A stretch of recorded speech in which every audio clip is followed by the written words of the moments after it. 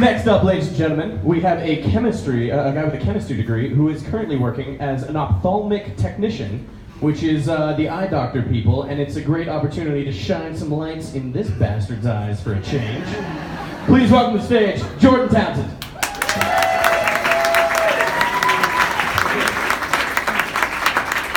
Good evening. There you go. That's how we do this. I say something to you, you say something back. So my name is Jordan, and 2016, December 16th, I graduated with my bachelor's in chemistry. December 17th, I learned that there are precisely 4 chemistry jobs in the entire nation that did not require additional schooling or experience. December 18th, the local law enforcement officials informed me that Breaking Bad is just a TV show, not a how-to guide for down-on-your-luck chemists. So December 19th, I started working as an ophthalmic technician. Working in the medical field means that most of my jokes are HIPAA violations. So I need to see, is anybody here a fan of HIPAA? Anyone?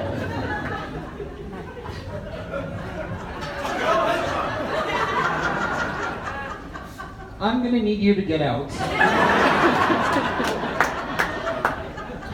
You can come back in about 10 minutes.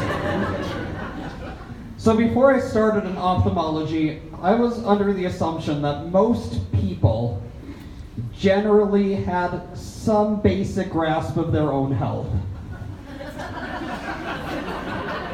Just like before Facebook, I was under the assumption that most people generally had a basic grasp of science. You may not know this, but it turns out that a woman cannot impregnate herself by producing sperm in her bone marrow. That is an actual thing that came through my newsfeed. Now, I have a confession to make. I am terrified of waiting rooms. Not waiting in waiting rooms.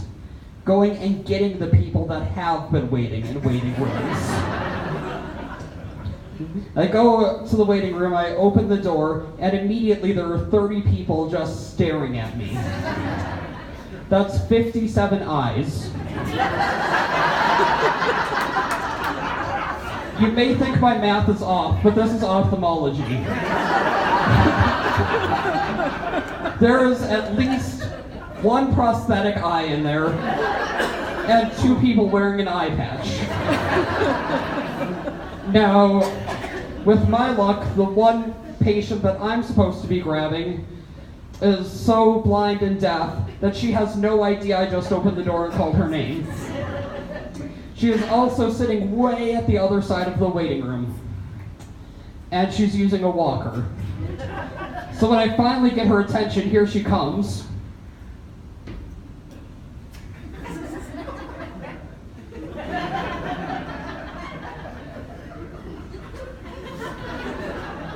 And in the meantime, I'm being yelled at by 30 other people about how they have been waiting forever and they need to be seen right now. And the guy who showed up only 3 minutes ago is already threatening to leave if he's not seen this instant. And yet, here's my patient.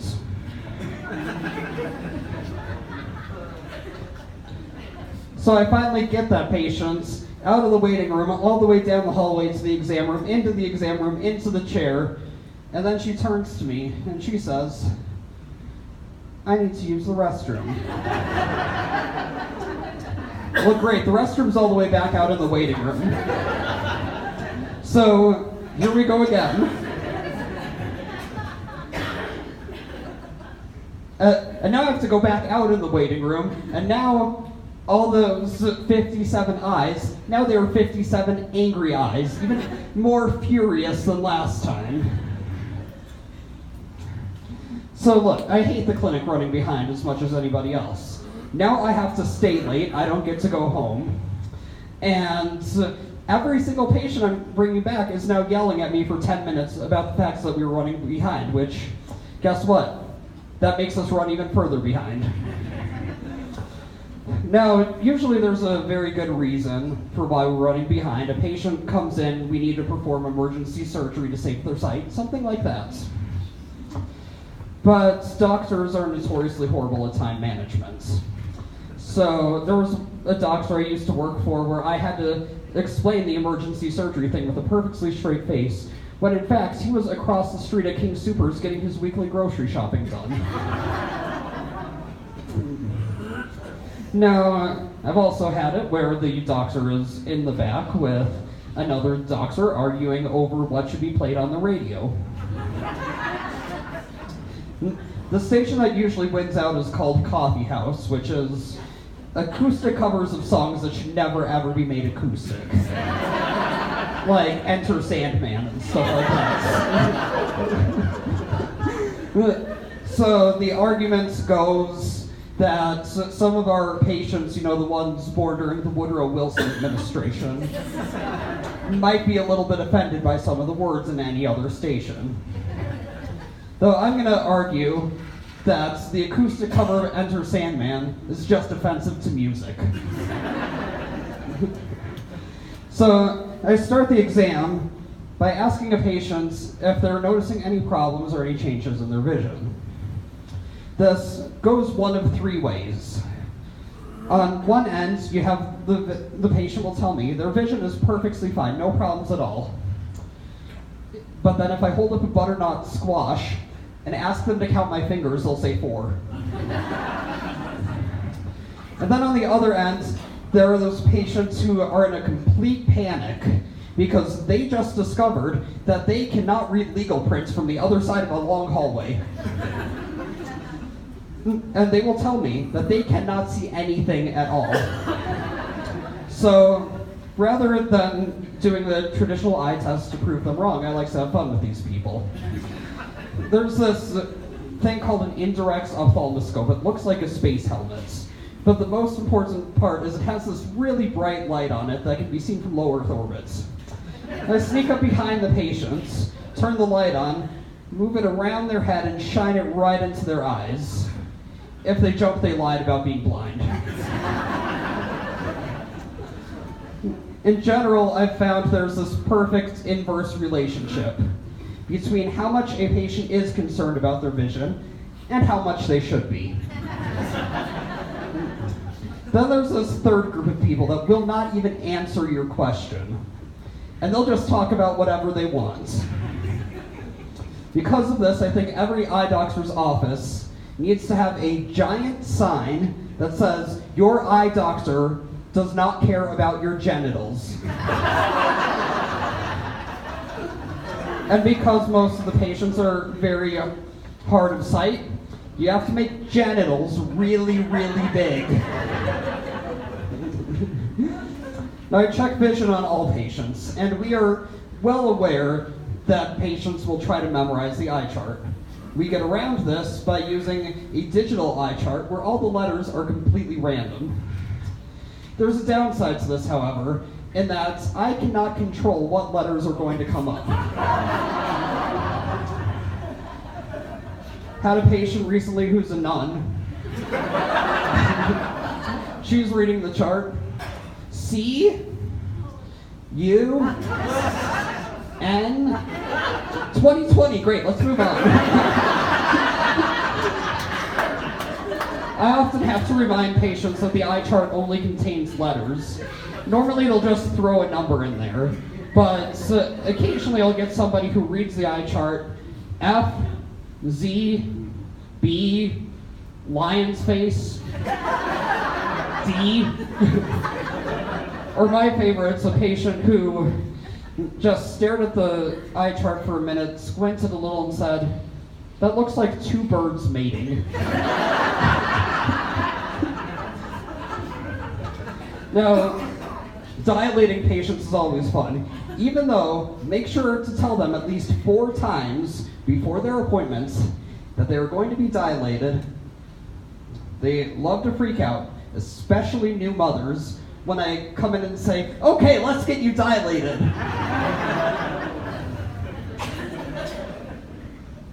Ma'am, if you don't open up, I'm gonna have to get out the speculum. I speculum, get your mind out of the gutter. At least 3 times a week I get, well, if you dilate me, I won't be able to see to drive home. Sir, I just checked your vision. You are legally blind. What do you mean you drove here? You know what? Here's my personal cell phone number. If you are ever going to get in the car and drive, I want you to call me so I can be sure to be far, far away. Now, you may think that we dilate you to torture you. And you're right. I have to get some revenge for hearing about the lump on your genitals for 5 minutes. But it's also necessary, because imagine looking for one tiny leaking blood vessel through a pupil the size of a pinhole. It would take a very long time and it would be very hard to do. So eventually I usually get the patients to agree to be dilated. I tell them to tilt their head back and open their eyes. Inevitably, this is what happens.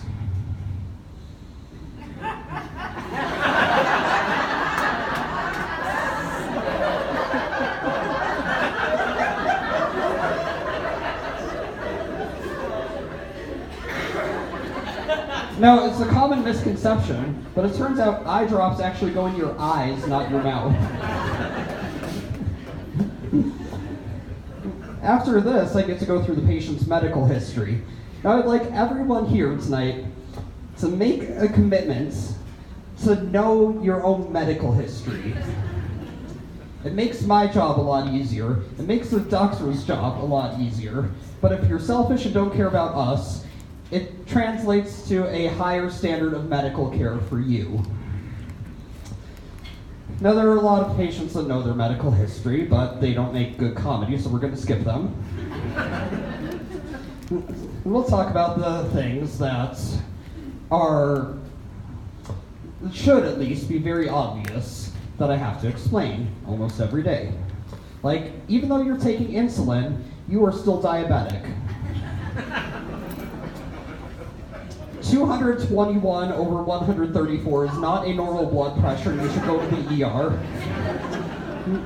And even if the doctor calmed you down by calling it an easy one, a quadruple bypass is a major surgery. Then there's meds reconciliation. People are often clueless about what medications they're taking and why. Typical conversation goes like this. Ma'am, are you still taking Tylenol? What is Tylenol? Well, it's a pain medication. You can get it over the counter. Oh, Tylenol. I've never taken Tylenol. Okay, so you don't take it. Well, I take Tylenol when I need it. Okay, so it's an as needed. Well, I use it every day. Okay, so you are taking Tylenol. Well, repeat this conversation for 26 more medications. I once asked a patient who happened to be an actively practicing dentist if he was using any eye drops. His response, I don't know, you'll have to ask my wife. So I have to go out into the waiting room, which terrifies me, and I have to go find this dentist's wife. I finally find her. I ask her, is your husband taking any eye drops? And she says, oh yeah, he's taking these 2 drops 3 times a day. How do you not know that? Does your wife put you under general anesthesia or something? And then give you eye drops? At least you're a dentist and not a pilot. Folks, this is your captain speaking. Up here in the cockpit, there's a big blinking red button. Does anybody know what that means? Another role I have as a technician is going over consents for any treatment we have to do. And this can get quite interesting. Go up and say, Okay, we want to prevent your vision from getting any worse, but there is no cure for your disease, so this is just a treatment, so it's not guaranteed to work. And there's a small chance that this will cause an infection when we stick a needle in your eye that's going to make you go blind. Please sign here while you can still see. By the way, you also just agreed if your insurance falls through to cover the full cost of this medication. But don't worry, it's only $2,000 per eye. I really don't envy the conversations that the doctors have to have with the patients, though. So the bad news is you have this incurable eye condition, and you are going to eventually go blind.